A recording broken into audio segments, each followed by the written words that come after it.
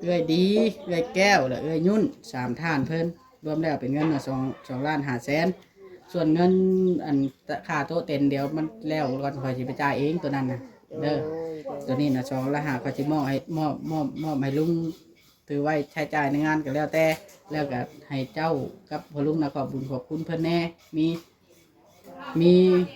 เอื้อยยุ่นเอื้อยแก้วแล้วก็เอื้อยดี3ท่านข้อยสิมอบให้ลุงเลยอ่ะลุงเลยให้ขอบคุณอ่ะขอบคุญขอบคุณเพิ่นหน่อยเด้อ เด้อใจดีอยู่ต่างประเทศมากินทานน้ำเบื่อผู้ขาดน้ำแก้วมันนิวรณ์ซื้อนี่ได้ก็โอ้ ชื่อ แม่ยุ่น แม่ยุ่น แล้วก็แม่ดี แม่ดี แม่แก้ว แม่แก้วขอให้มีอายุมันเงินเด้อในการว่านะ ฝากติดตามเบาโอลิแหน่เด้อพี่น้องเบิดสุปูสุคนสบายดีเด้อพี่น้องทักทายสบายดีพี่น้องเบิดสุปูสุคนเบิดสุหม่องสุบอนพี่น้องมื้อนี้เบาโอลิสิเอาเงินกินทานมาให้อันพ่อลุงเนาะพี่น้องเพราะว่างานศพอีหยังก็แล้วบ่แล้วเหลือแต่งานแจกวันนี้มื้อนี้เป็นมื้อห่อข้าวต้มวันเสาร์มื้ออื่นเป็นมื้อตั้งแจกเด้อพี่น้องเนาะก็คือมื้อนี้เฮาสิมาเงินก็เป็นเงินของผู้รักผู้ใหญ่เพิ่นพี่น้องเนาะอันแม่ยุ่นแล้วก็แม่แก้วแม่ดีเนาะพี่น้องเนาะเบิ่งเบารีบเปิดฟังก่อน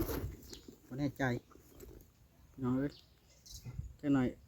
ชื่อเพิ่นผิดอีกบ่ได้เด้อ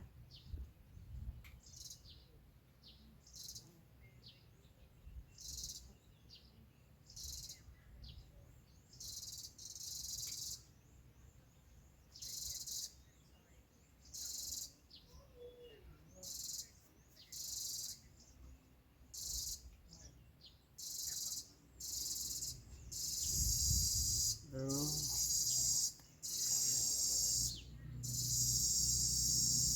ก็คือเพิ่นฝากมาแต่โดนเติบล่ะพี่น้องเนาะเฮากำลังนั่นว่าซั่นซะเฮากำลัง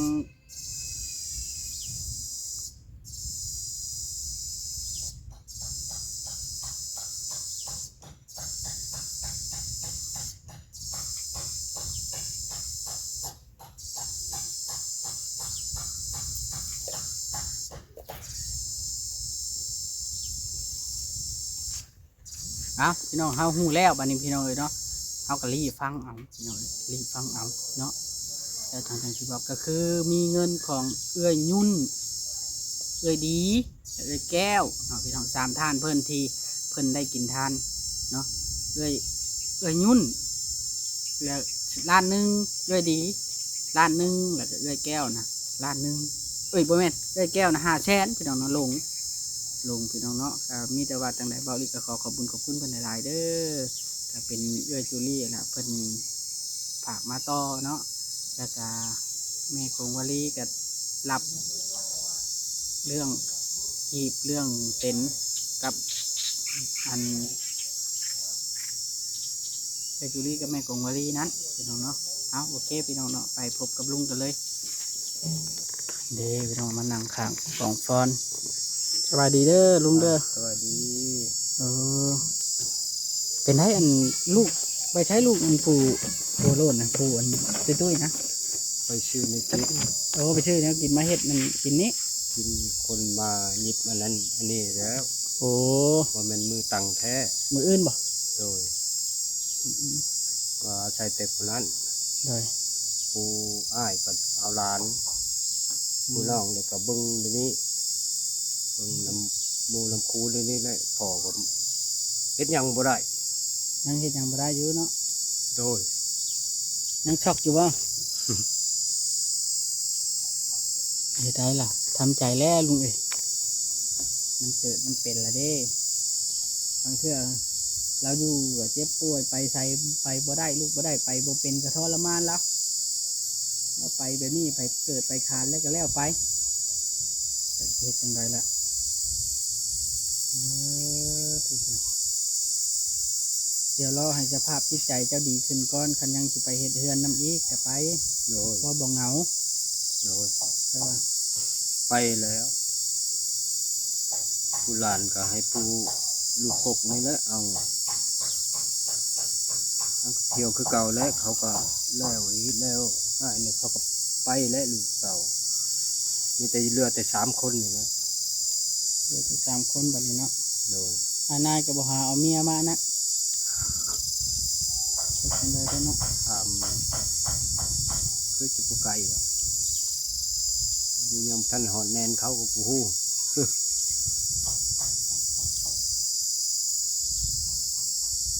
ลำบากก็ยังดีว่ามีผู้รักผู้ใหญ่เป็นคอยเป็นแยงซอย โดย เป็นได้มีอันนั้นบ่ทำตื่มมีประกันไทยอย่างบ่ได้มีประกันไทย นี่ทั้งบ้านนี่ก็ได้900,000 900,000ยัง9 ล้าน เอาล้าน 9 ล้านยังท่านได้เมิด เ ก็ให้ก่อน500,000ก็แยกจ่าย ให้ก่อน5 ล้านบ่ 5 ล้าน เออ ทางนี้ยังท่านได้ทางนี้ ทางนี้ก็เขาบ่ โดยเขาเลย ทางนี้ก็ประมาณ2-3 ล้านไปแล้วละ 9 ล้านคือกัน ได้คือกันบ่เอาคือได้หลายแท้ เอา3 ปีเลยเขา3 ปีมือเดือนหนึ่งผู้หนึ่ง60,000 เดือนหนึงเด้ แล้วมากินไล่ใน3 ปีฮะมากินไล่ใน60มันก็ไล่เอาแต่กบมันก็ได้3 ล้านแล้วต้องได้9 ล้าน แม่นบ่ดู ไล่เบิ่งดู เพิ่นนั่น 12 เดือน ปีหนึ่ง บ่เพิ่นแบบว่าบ่แม่นบ่เสียตามหัวคนแบบเวลา ตามหัวคนแล้วอันนี้ผู้หนึ่ง60 ผู้หนึงน่ะ60บ่เฮือนหนึง โด น่ะ ยคอยกับเมียนี่100,000แต่ละเดือน แต่ละชบบ่ แต่ละเดือนเขาเก็บแต่ละเดือนเลยนะ เป็นเดือนเลยบ่ เป็นเดือนเลย อ้าว บกเกี่ยวเชี่ยวบุเชี่ยวบกเกี่ยวจะตายหรือบ่ตายคอยเก็บอยู่ตลอด คือว่าเพิ่นนี่หมดชีวิตแล้วก็รับเงินนี่ก็เทียบว่าไม้ตีนกาออกเลยนะเสียแล้วนะผู้ยังก็ต่อไป เดือนหนึงน่ะ60 พัน เออ อันนี้ใน12 เดือนคุณดูแล้วมันออกอะไร 3 ปีบ่เพิ่นเขาว่านะ เดิน3 ปีป้ายไปเลยเอาก็บอกว่าฝ่ายมันเอาแต่กบมันก็พอ อืม แล้วก็ ถือว่าไผหาก็เข้าเพิ่นก็เสียให้จำนั้นนะเนาะแม่นบ่ เลยผู้อยู่เฮิ่งก็ได้หลายกว่านั้นผู้กระทันหันก็ลดนั้นก็มี เงินกองทุนบ่แต่ว่าอันเรื่องนี้น่ะพอบ้านเพิ่นยังแจ้งแล้วเนาะ เลย หรือถ้าเจ้าคือไล่เอาเบิ่งซิ แจ้งส่งไปเมื่อได้ตาผู้บ้านมาแต่บ้านตัวได้มาแต่ดอนเช่งตัวได้ไปยืนเอาเนี่ยเงินก็จักที่ได้ไว้หรือผู้ได้ซ่าเอาก็จักว่าได้เป็นแบบนะจักที่ได้ไว้ได้ซ่าเดี๋ยวก็ฮู้ อืม นั่นนะได้แต่ทั้งนี้และซื้ออยู่ซื้อกินเดียวนี่ก็ยุบหันยุบนี่แหละกับเงินเขากินถอกกินทานเกินเงินนั่นก็พอลุงก็ไปจักนะทำบ่ทำน้องเมียสแตลคนละ อืม พอลุงก็ไปจับน้ำเผามีแต่เจ้าสวยมือนั้นหันให้มือนั้นหันหางแฟนก็เสื้อนั่นเสื้อนี่ ในถุงจ้าก็ โดยเสื้อนั่นเสื้อนี่ก็เบิดเขาก็ไปขอนำน้องเมียบ่าเงินอันนั้นนี่ก็โมวุ่นเลยก็ดีใจเขามีหยังก็เขาเล่นบ่บขาดบุคคลในการอยู่การกินก็พอลุงก็ภูมิใจแล้ว แล้วเงินกินทานถ้าเจ้าสรุปแล้วว่ามันได้เท่าไหร่ ยังเขายังท่านอธิบายให้ฟัง เพราะอันตัวนั้นมันต้องมีลายลักษณ์อักษรหรือบ่ได้จดเลย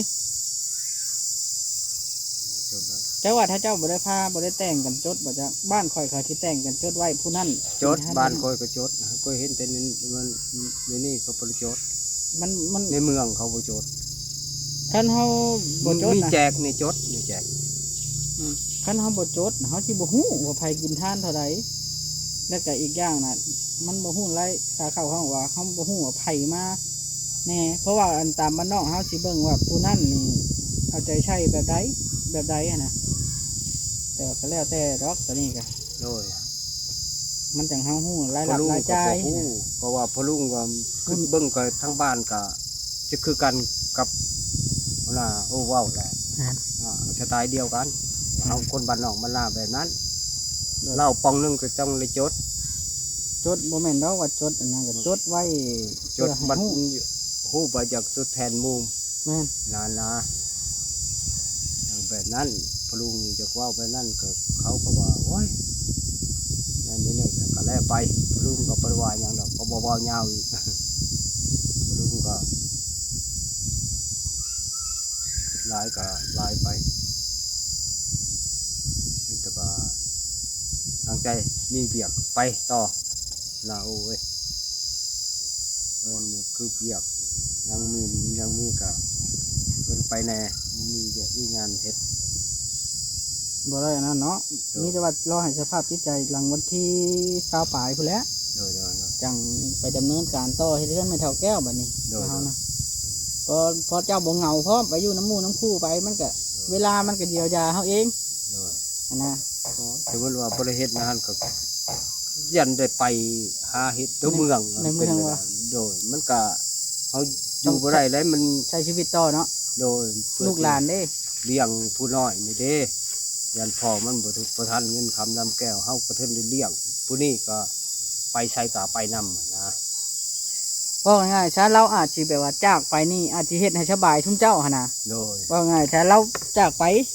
แล้วก็ไปเส้นทางของเราของใครของมัน โดย คนเฮาเกิดมาตายปากกันก็อยา จ้ะ ใครก็คือกันนั่นแหละ โดย เพราะว่าเราก็ป่วยเรื้อรังมานี่บ่ได้น้อยปีได้ลุง โอ้ จน กดหลาย ถือว่า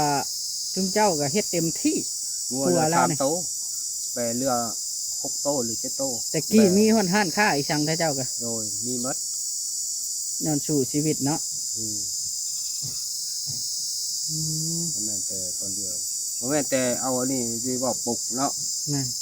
โตนเลยอยู่ก็ยังเทินเขามาปัวเรา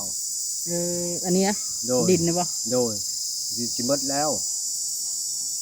ถอกมาสิหมดแล้ว พรเด้ ถอนไหล แปลว่าเอาไป ว่าไงถ้าไปเอาเงินเขามา โดย แล้วพรเอาบัดนี่ ได้ ไผแน่นนะพี่น้องย้อนเอามาปัวเพิ่นนี้ เออ ลูกเต้าแล้วว่าเห็นดีแบบนั้นแล้วก็บ่มีทั้งขมังเลยเพราะว่าจะ บ่ตีกันได้ตัวเจ็บโซนี่ เออ ข่อยบ่ตีตัวนี้ค แต่ รับ ลูกเต้าว่าบ่ให้ขังให้คาเพราะเอ้ยทุกคนคือสิบืน ตอนนี้ยังอันนั้นอยู่บ่อันยังเขาเจ้าพรอยู่บ่ ตอนเนี้ย คู่มือในดินนี่นะ ก็เอาแต่พุ่นแล้วมันยังบ่เบิดเด้เขา เออ บ่ให้ถอกเบิดเด้ ยังพรอยู่บ่เดี๋ยวนี้ โดย ยัง ก็สิเบิดแล้ว ยังเท่าใดนี่ จังว่าบริเบิงในบินนะครับมันลดแล้วมันลดราคาพอลุงไปถอกว่าไงนี่คือเพื่อ800,000ปลายนะมันถอนเลยแต่จะบิดล้านปลายมันหยุดลงมา ล้านบาทบ่หรือล้านเนี่ย ล้านกีบเขาเลยไปถอกก่อนนะ เพราะทอกเท่าละน้อยเท่าละน้อยบ่ โดย เดือน เขา หนึงนะบ่ เดือนหนึ่งเขาเก็บแบบนั้น เดือนละ เจ้าจะถอกเบิดเกิดเรื่องของเจ้าอะครับคอยเอาเปอร์เซ็นต์ซ้ำนั้นอะไร เรือเท่าไรรวมเบิดเนี่ยจักเดือนคิดว่า จังว่าเงินเงิน30ปลายล้านบ่ 30ทวน30ทวนเอาให้เอาหลายบ่เอา เอาอันนี้ไปค้ำว่าท่านจะเนาะ โดย ถือว่าเราน่ะเอาดินนี้ไปค้ำตั้งแต่โดนเติบแล้วเราหาพรแต่ละเดือนก็คือสู่งาน ก็ สู่มือนี่ บ่ได้ขาดแต่ละเดือน สู่งานสู่มือนี่ก็คือไปพรดินตัวนั้นเอาเงินนำมาปัวเมีย โดย เพราะว่าป้าวอนนี่เราป่วยมาแล้ว3-4 ปีแล้ว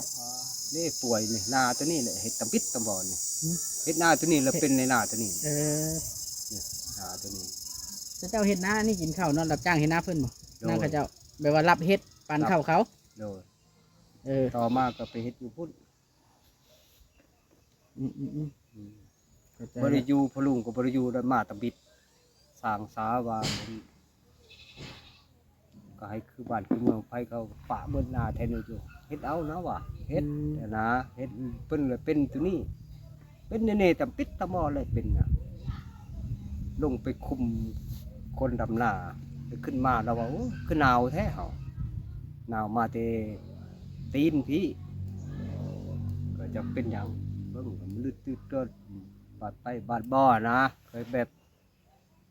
เป็นบัดเป็นหยังไปนี่นะนักก็ตนก็โตแล้วไปดูหม้อก็ว่า รับเป็นไข่หลังเรือหลังต้องหู้ ไป อยู่แล้ว ป่า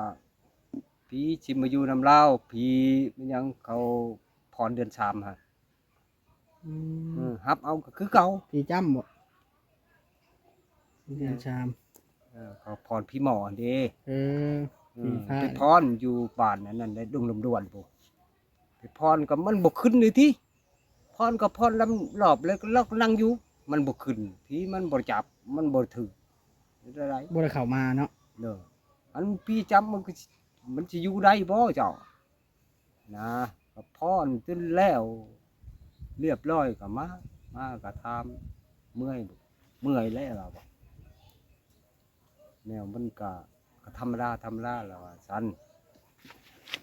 พอลุงก็ดีใจนำแล้วว่าจะดี หาพี่ลุงไป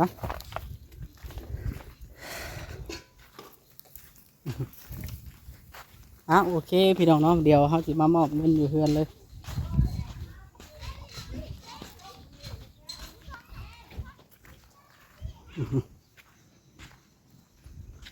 จังใดก็ได้มื้อนี้เป็นมื้อห่อข้าวต้มพี่น้องเลยผู้ไปอยู่เพิ่งก็ได้ลุงโอเคพี่น้องเนาะจังใดก็เฮาก็จุดธูปบอกไม่เท่าแล้วลืมเจ้ามาฮอดบ่ได้จนหันใจบ่ติดโอ้ติดแต่พี่น้องว่าสิมอบเงินนะมอบเงินบ่ได้เว้าบ่ได้เลยย่างมาจนย่างบ่ได้ เป็นท่วงเลย วินหัวหันใจบ่อยากออกเลยคนจะที่บ่ปากได้เด้ โอ้ขน้อยกับ แปลก ขึ้นยังก็บ่ท่านหน้าที่เพราะนั้นเนี่ยว่ากูน้องล่าอันและหน้าที่ก็ควรสิใส่ถูกใส่เทียนบ่ พี่น้องเนาะก็คือมีเงินอยู่3ทานเด้อลุงที่เพิ่นสิอันนั้นนี่นะที่เพิ่นสิกินทานเพิ่นกินทานนี่มีเอื้อยยุ่นล้านหนึงเอื้อยดีล้านหนึงแล้วก็เอื้อยแก้ว500,000เป็น2ล้าน5เด้อก็ถือว่าแบ่งเบาภาระแล้วก็กินทานขอให้แม่ถาวรไปดีบ่ให้มาตื่นมาท่วงลูกหลานผู้เพิ่นมาโชดมาช่อยก็อย่าไปตื่นมาท่วงกันเป็นท่วงต่างอันนั้นได้ว่าท่วงหักท่วงแพงอยู่มันน่ะอันนั้นเนาะ1 2 3 4 5 6 7 8 9 10 กาแฟยกคนหลัง 14 แค่15 16 17 ไปท่วง 20 ลาโอแล้วเราเคย 22 ว่ากับโอ เป็นเงิน2ล้าน5เด้อลุงรวมแล้ว1 2 3 4 5 6 7 8 9 10 11 12 13 14 15 16 17 18 19 20 21 22 23 24 25ของแม่ยุ่นด้านหนึงแล้วก็ แม่ดี ด้านหนึง ขอบคุณเพิ่นนะ แม่แก้วเนาะล้าน500,000รวมเป็น2ล้าน5นี่เราพี่น้องเดียวเอิ้นแม่เฒ่าแต๋วมานำแล้วก็มอบให้ลุงแต่ว่าเฮาสิให้แม่เฒ่าแต๋วเว้านำครับขอลุงขอบบุญขอบคุณเพราะว่าขอลุงแล้วยังเว้าบ่เป็นอยู่เว้านี่จนเว้าบ่อยากออกได้กี่เดี๋ยวจะแล้วน้ำมา เจ้า ขนาด บ่ฮับเมื่อกี้ หาไผ นั่นน่ะ ไต่ถูกปอกเลยผู้นี้ก็เว้าบ่ได้เลย เว้าอยู่ดูเอาถ้าไปนั่งหั่น เอาเนี่ยบ่จักเนาะคือว่ากันดีๆอยู่เนาะอยู่ลุงค่ะ ดี ไม่เข้า เด้อ ไม่ป้าว่า เดี๋ เดี๋ ย ยว ว มานั่งเลย ไม่ป้าว่าเดี๋ยว นั่งใกล้กันสิให้ขอบคุณผู้รักผู้ใหญ่ก็คือกินนี่เนาะเรากินนี้แต่ว่าเราบ่ฮู้ว่าเฮามาเราเห็นเฮาแล้วเรามาท่วงเฮาบ่จักแล้ว โดย เรา โด บ่ ย จักคือกัน โดย นั่งสัมภาษณ์พ่อลุงน่ะข้าวหนึงวินหัวปิ้งเขาแล้วเว้าบ่จักออกย่างมาชวนพ่อลุงย่างมาพี่ย่างมาพี่ก็ยังเว้าบ่ได้จกน้ำมาช่วยหน้าแต่บอกแล้วเอาทูบมาจุด เป็นถามคนหยอก มาไต่ถูก จังว่าเนาะจะทูบบอกเพิ่นอะไรก็ได้เถื่อเพิ่นมาเยี่ยมหักเยี่ยมแพงอยู่แต่ว่าเยี่ยมเพิ่นบ่คือเยี่ยมเฮาได้ โดย